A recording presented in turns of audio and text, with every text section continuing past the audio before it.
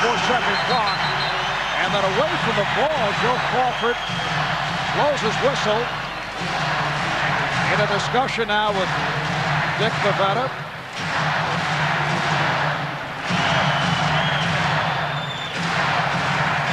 Now walks over to the scorer's table.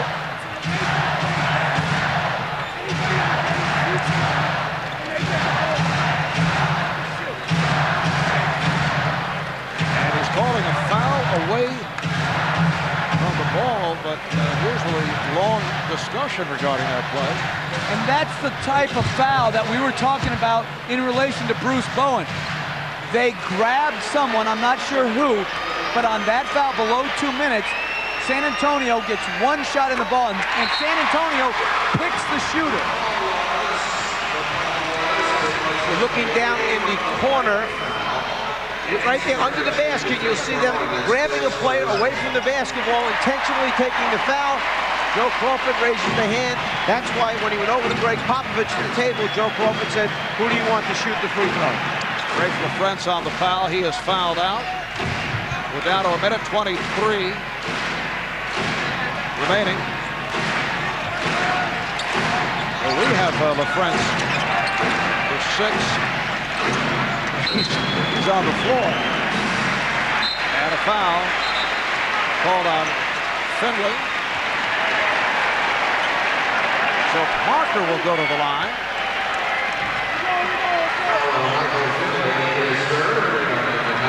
Now we're told it was nowitzki who may have been called for that foul on Rose. Let's see. Down below, there's Dirk Nowitzki grabbing Malik Rose on the bottom.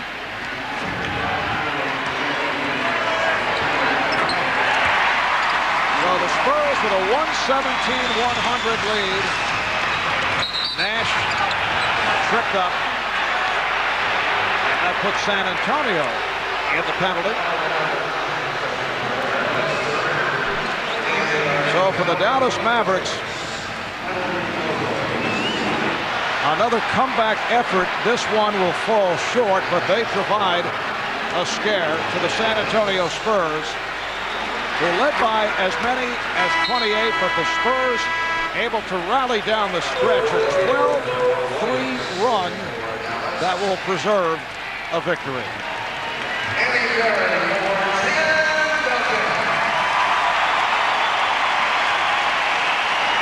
Michael Finley will sit down.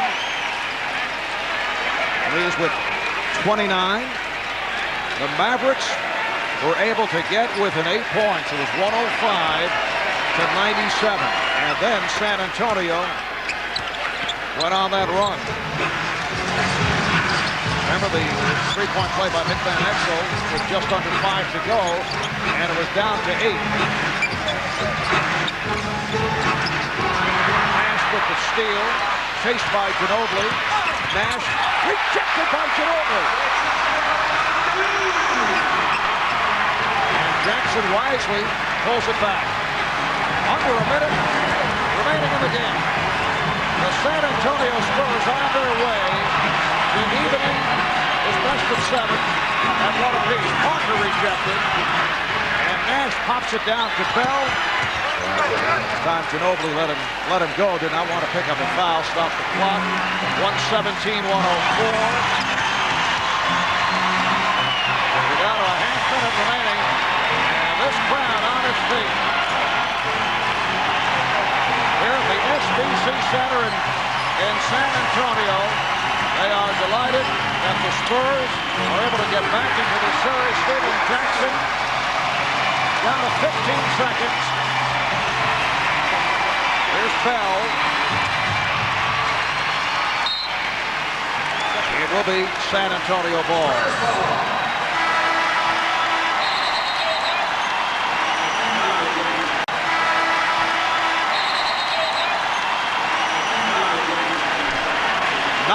Seconds remaining. Game 5, rather Game 3 in Dallas on Friday night. Game 4 in Dallas on Sunday, exclusively here on TNT. Greg Popovich asked to be breathing a sigh of relief as he was watching the Mavericks make their way back into this. That's a violation. Yes. On a spot throw-in, you cannot move along the baseline. Danny Ferry forgot. He didn't realize that. He thought it was after a basket where you can run the baseline. Instead, it was a spot throw-in situation by Danny taking a step along the baseline. It's a violation. I'm really disappointed Ferry's former coaches like Mike Fratello didn't teach him the rules of the game. Traveling violation on Ferry. Rafe LaFrance. 5 seconds to go. The San Antonio Spurs defeat the Dallas Mavericks. 119-106. San Antonio, the highest scoring game in the postseason. A happy Tim Duncan leading the way, 32 points, 15 rebounds, 3 blocked shots. Malik Rose off the bench with 25. Tony Parker had 19. Stephen Jackson with 17. Michael Finley, high man for Dallas, with 29. Let's go to Craig with Tim Duncan. Well, Tim, this time the Dallas comeback fell short. What was the difference? What better decisions did you guys make tonight? Continue to attack. Our second halves have been kind of shaky throughout the entire playoffs. We stopped attacking. We get some leads, and we kind of play it safe.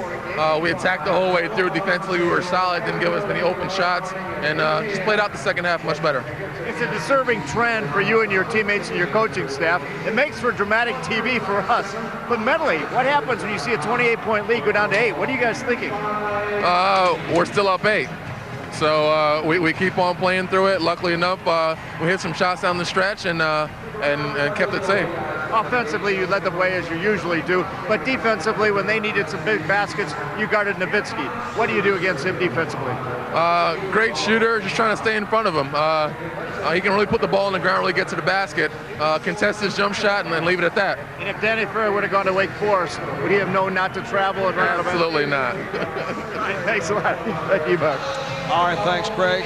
Tim Duncan has become the first Spur since the Iceman, George Gervin, back in 1978 to record at least 3 consecutive games of 30 or more points in the playoffs, had 40 in game 1 and follows it up with 32. This series is all tied at 1 as they head to Dallas. We'll be there Friday night and Sunday night for games 3 and 4. Thanks to our producer, Scooter Bertino, director Renardo Lowe, our statistician, Brian Taylor, and the rest of our crew.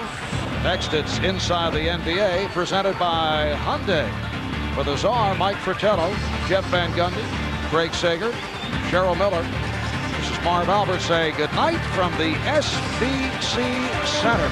The San Antonio Spurs 119 and the Dallas Mavericks 106. They're all even at 1. We'll take a short break and then send you to Ernie Johnson for Inside the NBA, presented by Hyundai.